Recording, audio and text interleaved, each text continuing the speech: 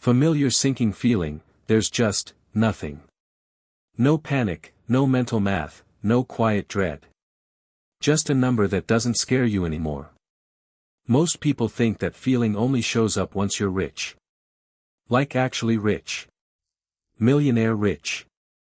But there's a number way before that where something shifts, and almost nobody talks about it because it's not flashy enough for a headline. That number is $50,000. My name is Nick, and I spend way too much time thinking about money, financial psychology, and why some people seem to quietly build wealth while everyone else stays stuck spinning their wheels. If you're the type of person who wants to actually understand what's happening under the hood of wealth building instead of just crossing your fingers and hoping, hit subscribe and drop a thumbs up if this ends up shifting how you see things. Now, before I explain why $50,000 is such a big deal, I want you to think about something. When people talk about financial milestones, they usually jump straight to the big scary round numbers. Your first $100,000. Your first million. But those numbers skip over something important. There's a quieter threshold that happens in between, and it's the one that actually determines whether you'll ever get to those bigger numbers at all. $50,000 is where the game stops being about willpower and starts being about momentum. Here's an easy way to picture it. Imagine you're pushing a shopping cart with a bad wheel across a gravel parking lot. That's what building wealth feels like in the beginning. Every bit of progress takes real effort, and the second you stop pushing, you stop moving. But once you get that cart up to speed, onto smooth pavement, something changes. It starts rolling on its own. You're still pushing, sure, but the cart is doing half the work now. $50,000 is roughly where your financial cart hits that smooth pavement. But here's the part most people get wrong. They assume the difference between $10,000 and $50,000 is just more zeros. Same struggle, just a bigger number. That's not actually true. Something structural changes at this level, and it's worth breaking down exactly what. Let's start with the math, because the math here is honestly kind of wild. Say you're investing $1,000 a month and getting an average 8% annual return. Depending on how consistent you are, it can take somewhere around 3 to 4 years of steady saving and investing to hit $50,000 from zero. That's not a quick win. That's years of discipline, years of saying no to things, years of watching other people spend freely while you're quietly funneling money into an account you're not touching. But once you're at $50,000, the math starts doing something different. Your investments alone, sitting at 8%, are generating around $4,000 a year without you lifting a finger. That's not life-changing money yet, but it's real.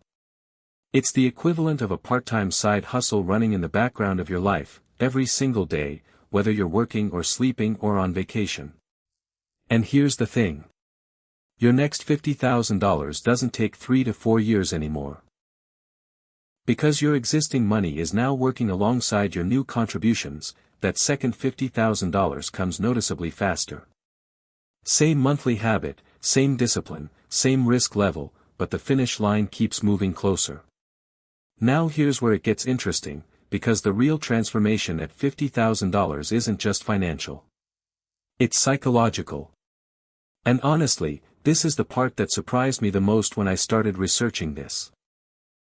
When you have little to no savings, your brain treats every financial decision like a threat. Psychologists call this scarcity mindset, and it's not a character flaw, it's biology. Your brain is wired to protect you from immediate danger, and when money is tight, every purchase, every bill, every what-if scenario gets processed through that same threat detection system. You're not being dramatic when a $200 car repair sends you into a spiral.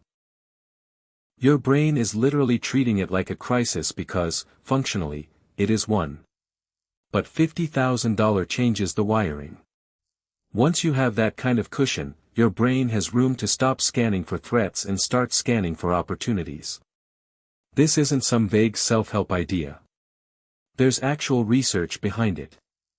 Studies on financial stress consistently show that having a substantial cash buffer lowers cortisol, the stress hormone your body pumps out when it senses danger. Lower cortisol means better sleep, clearer thinking, and noticeably better decision-making. You're not just wealthier at $50,000. You're calmer. And calm people make better financial decisions than anxious people, every single time. Here's something that'll probably sound backwards at first. At $50,000, you actually start caring less about money day to day, not more. When you're broke, every dollar feels enormous. You're doing mental math over a $6 coffee. But once you've got real savings behind you, that same $6 coffee stops registering as a decision at all. Your brain has bigger things to think about, like whether your investment allocation still makes sense, or whether it's time to negotiate your salary, or whether that rental property you drove past actually pencils out as an investment. This is where $50,000 starts unlocking opportunities that simply don't exist below that threshold. Let's talk about what actually opens up here, because this part matters. First, real estate starts becoming realistic. Depending on where you live, $50,000 can function as a down payment, or a serious chunk of one, on an actual property. Not a mansion, but a starter home, a duplex, something that either builds equity or generates rental income.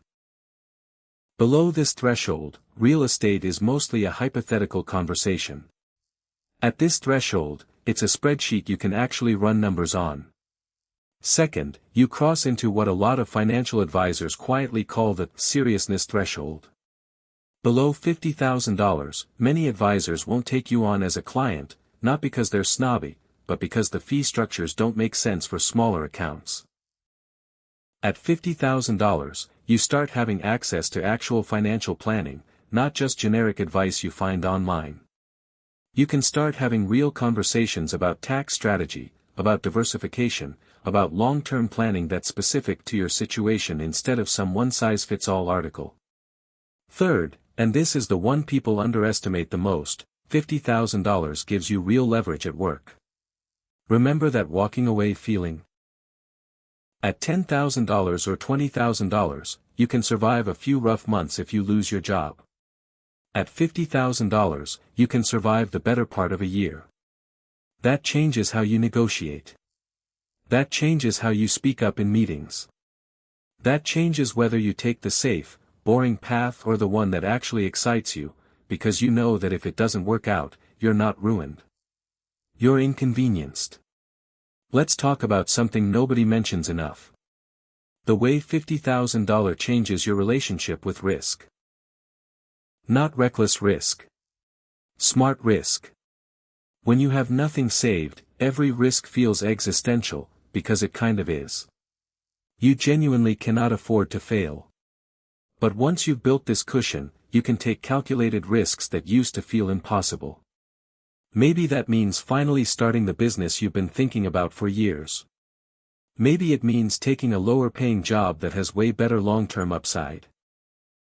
Maybe it just means being willing to ask for what you're actually worth in a negotiation instead of taking whatever's offered because you're scared to rock the boat. Here's a stat that puts this in perspective.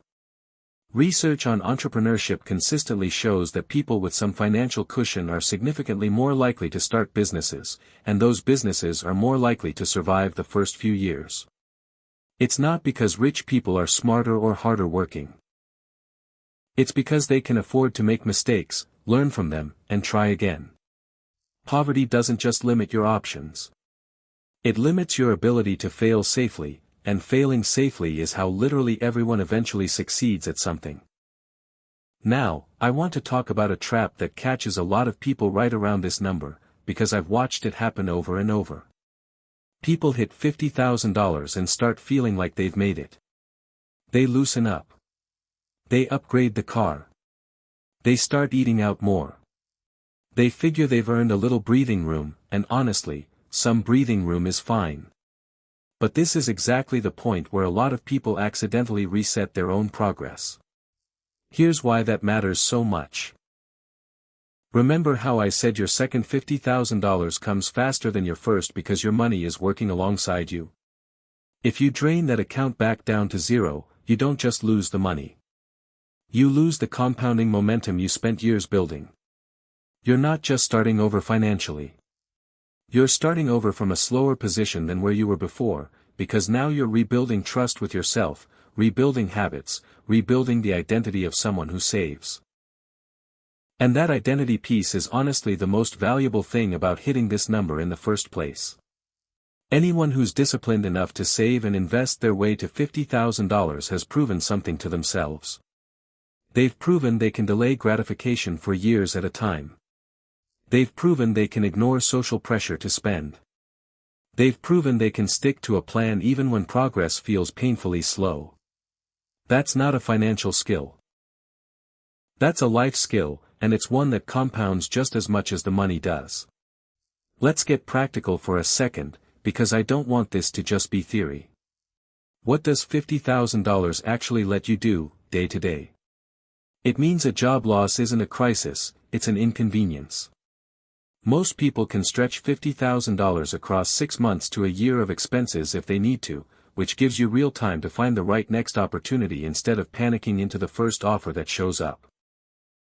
It means medical emergencies, major car repairs, unexpected home repairs, the stuff that used to send people into credit card debt, become manageable without derailing your entire financial plan.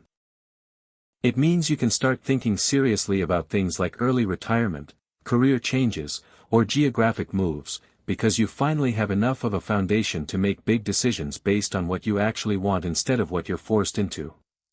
And it means you stop measuring your worth by your paycheck and start measuring it by your net worth, which is honestly a healthier way to think about money in general. A paycheck disappears the moment you stop working. Net worth keeps working whether you show up or not.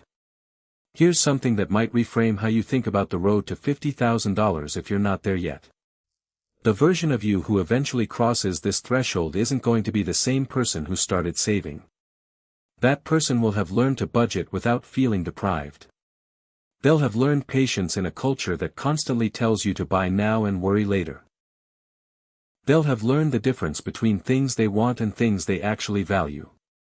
And by the time they hit $50,000, saving the next $50,000 won't feel nearly as hard, not because the math got easier, though it did, but because they got better at this. Because the habit became identity, and identity doesn't require willpower the way habits do. So if you're sitting there right now nowhere close to this number, I want you to hear this clearly. $50,000 isn't about being rich.